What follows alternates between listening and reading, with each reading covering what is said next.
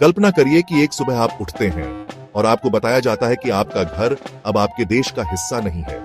यही हुआ था करोड़ों लोगों के साथ 1947 में भारत और पाकिस्तान के विभाजन के दौरान। नमस्कार, मैं आपको उन दिनों में ले जाना चाहता हूं, डर, भ्रम और उम्मीद से भरे दिन। विभाजन सिर्फ नक्शे पर खींची गई एक लकीर नहीं था, यह लोगों के जीवन, उनकी यादों और उनकी पहचान के बीच खींची गई लकीर थी। जैसे ही अंग्रेज गए, भारत दो नए राष्ट्रों में बंट गया, भारत और पाकिस्तान। लेकिन यह विभाजन सरल नहीं था। इसने 1 करोड़ 40 लाख से अधिक लोगों को, हिंदू, मुसलमान, सिख, अपने घर छोड़कर रातों रात शरणार्थी बनने पर मजबूर कर दिया।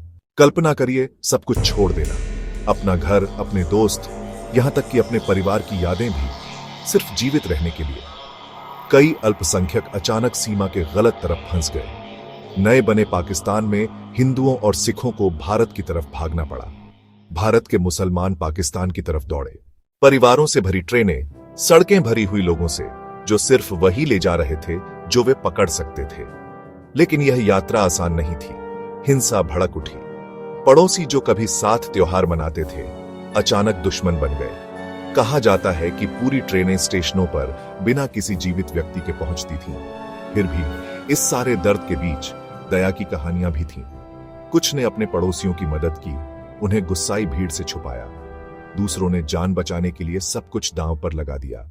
75 साल बाद भी विभाजन की कहानियां दोनों देशों के परिवारों की यादों में आज भी जिंदा हैं।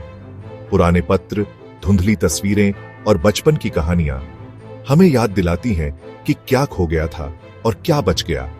आज जब मैं उन लोगों से बात करता हूं जिनके परिवार विभाजन से गुजरे, मुझे साहस और दिल टूटने की कहानियां सुनाई देती हैं।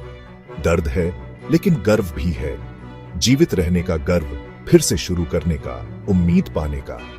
विभाजन हमें यह सिखाता है, सीमाएं बदल सकती हैं, लेकिन इंसानी रिश्ते, प्रेम, दोस्ती और उम्मीद नक्शे की किसी भी लकीर से मजबूत होते हैं। आइए इन कहानियों को याद रखें, सिर्फ इतिहास के रूप में नहीं, बल्कि एक सबक के रूप में, ताकि कहीं भी किसी को भी फिर कभी शरणार्थी न बनना पड़े। सुनने के लिए धन्यवाद।